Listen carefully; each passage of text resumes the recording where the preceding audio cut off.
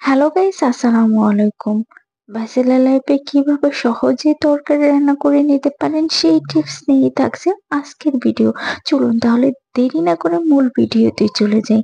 Fry pan বসিয়ে দিয়েছি, তেল দিয়ে দিয়েছি ২টা পেঁয়াজ কুচি আর দিয়ে দিয়েছি কয়েকটা কাঁচামরিচ ফালি।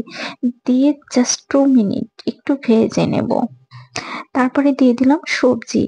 কেটে রাখা সবজি এখানে দিয়ে দিয়েছি ডাঁটা আর দিয়ে দিয়েছি কাঁচা টমেটো আর দিয়ে দিলাম আলু ফালি। দিয়ে আমি ঢাকনা দিয়ে জাস্ট 2 মিনিট ২ থেকে ৩ মিনিট ঢেকে রেখে দেব। দেন আমি ঢাকনা তুলে নিয়ে দেখতেই পারছেন সবজি থেকে কিছু পরিমাণে পানি বের হয়ে এসছে। আর দিয়ে দিছি হলুদ গুঁড়া, মরিচ গুঁড়া আর দিয়ে দিব স্বাদ অনুযায়ী লবণ। দিয়ে সবগুলো উপকরণ আমি ভালোভাবে মিশিয়ে নেব। আর এখানে একটা কথা বলে রাখি, এখানে কষানো পর্যায়ে আমি কোনো ধরনের পানি ব্যবহার করব না। এখানে জাস্ট সবজি থেকে অল্প অল্প করে পানি বের হবে আর সেটা দিয়ে আমি এই তরকারিটা কষিয়ে নেব। দেখতেই পারবেন আপনারা আমি কিভাবে তরকারিটাকে কষিয়ে নিচ্ছি। দেখতেই পারছেন অল্প অল্প করে পানি আসছে আর এটাকে নেড়ে চেড়ে এটাকে কষিয়ে নিচ্ছি। দেখতেই পারছেন সবজির পরিমাণটা অনেকটা পরিমাণে কমে আসছে। আর এভাবে কষিয়ে নিলে তরকারির স্বাদটা কিন্তু দ্বিগুণ বেড়ে যাবে।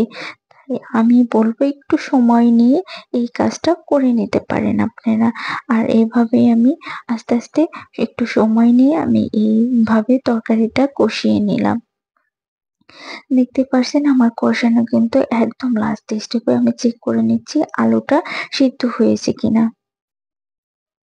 দেখতে পারলেন আলুটা কিন্তু সিদ্ধ হয়ে গেছে। এখন আমি দিয়ে দিব পানি। এখানে প্রায় আমি ২ কাপের মতো পানি দিয়ে দিয়েছি। পানি দিয়ে আবার সবগুলো উপকরণ ভালোভাবে মিশিয়ে দিলাম। এখন মিডিয়াম টু হাই হিটে আমি এটাকে রান্না করে নেব। দেখতেই পারছেন এটা থেকে কিন্তু আস্তে আস্তে বলক উঠে আসছে।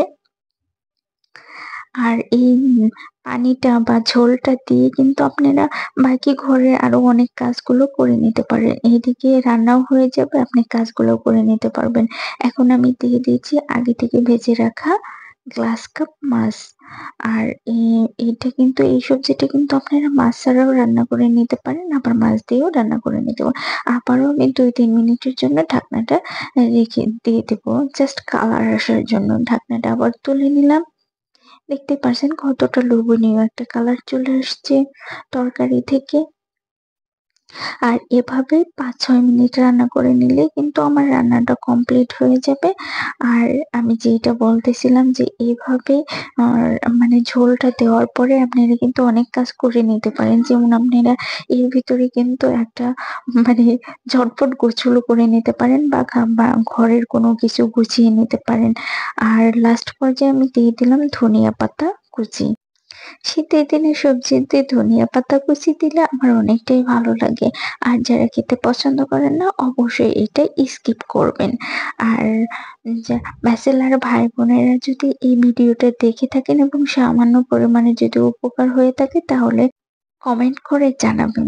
সবাই ভালো থাকবেন, সুস্থ থাকবেন। আজকের ভিডিও এখানে শেষ। আল্লাহ হাফেজ।